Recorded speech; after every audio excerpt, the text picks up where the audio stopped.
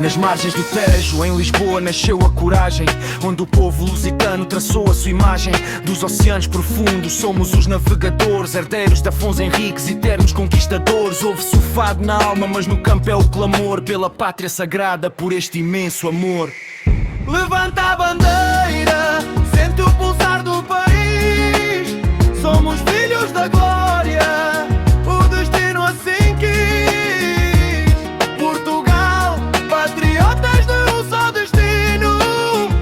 Cantamos a vitória ao som do nosso hino. Na baliza Diogo Costa, Rui Silva e José Sá. Ninguém passa a linha, a nossa rede brilhará. Rubem Dias e Inácio impõem o respeito. António Silva e Renato Veiga fecham o peito. Nuno Mendes voa, Dalot não vacila. E com João Cancelo a classe desfila.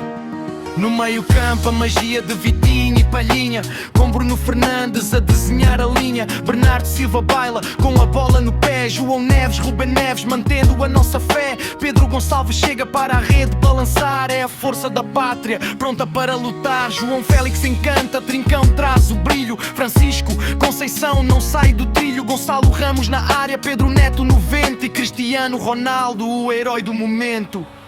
Levanta a bandeira,